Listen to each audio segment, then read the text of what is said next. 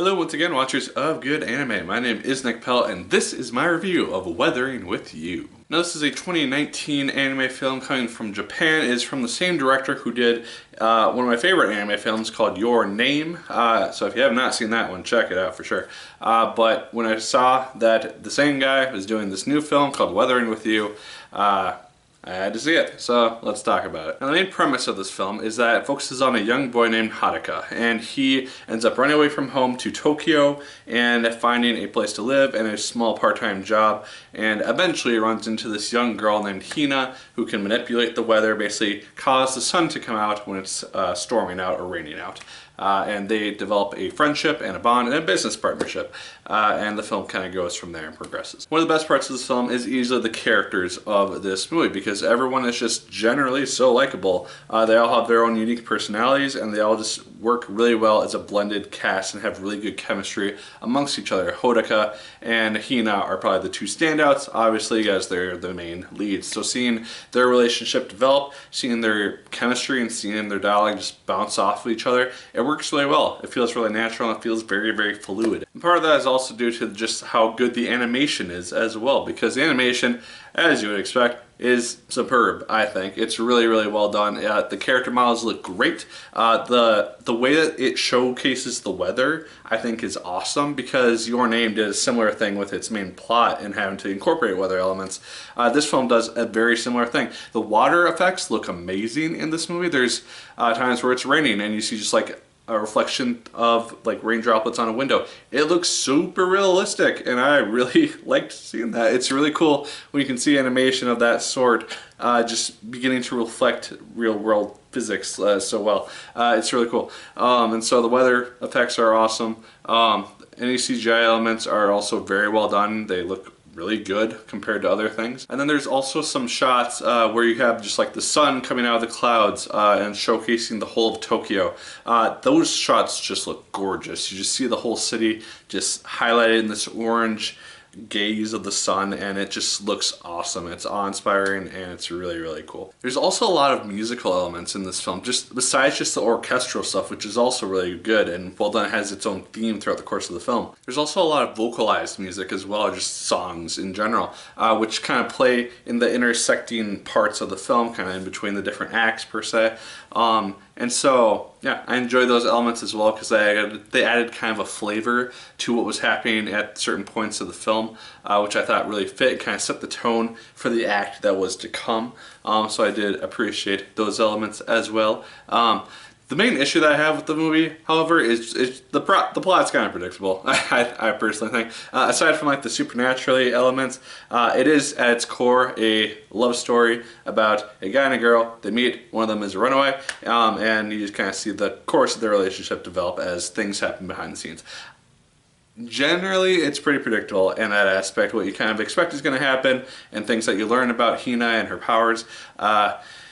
You can kind of guess where the film's going to go for the most part, aside from the actual ending, because it does follow the formula to a point, and then the ending is actually something which I didn't really expect it to do, and I actually want to talk about the ending, so I'm going to. So spoilers until this point. I'll put the timestamp right here, so skip to this point if you want to like not hear how the movie ends and my thoughts on it. So like, I don't know, like 15 minutes up until where the movie ends, Hina disappears, she vanishes, and she goes up into this cloud garden or like grassy area and she's basically just, I don't know, succumbed by the weather. She falls asleep and she's being surrounded by these fish water things. And Hodaka obviously is very distraught by this. He is desperate to try to find her. And I honestly thought that's where the movie was pretty much going to wrap up. He was just going to end up kind of more or less accepting that, oh hey, she's gone. Weather's great now. Weather's back to normal. And we go about our day. But no, we see him desperately try to get back to the gate where she initially got her powers from.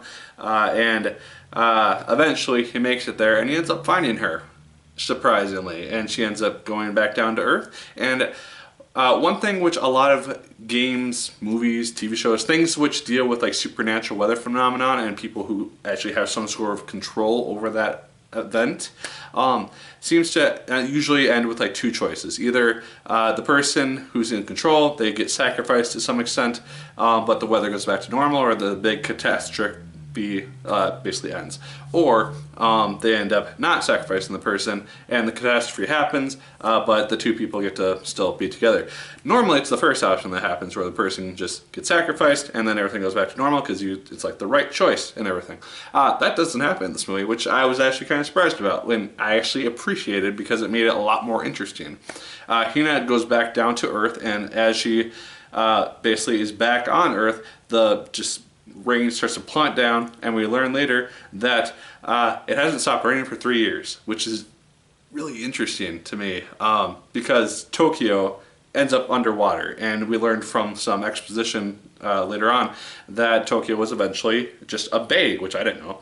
And so just over time, or like 200 years ago, just due to weather changes and human interaction, became the Tokyo of today. And so it's like, oh, hey, the nature's taking its course and bring it back to how it was, that type of stuff. And I find it just interesting that, like, despite Tokyo, like a large portion of Tokyo being underwater, civilization still happens there. People still live in Tokyo, and society doesn't seem to be all that different. You just have to take a lot more ferries around, and it's a lot more wet. And so I think it's just a cool example of like human adaptation and stuff. It's not the main point of the movie, but I think it's a cool thing. And it was something which I thought about. But it's just kind of a unique thing for the movie to do, because it's just like not something that I see that often in movies of this concept, or ideas of this concept. So I thought it was cool. And then obviously he ends up reunited with Hina after 3 years, and they get all lovey-dovey-ish. So yeah.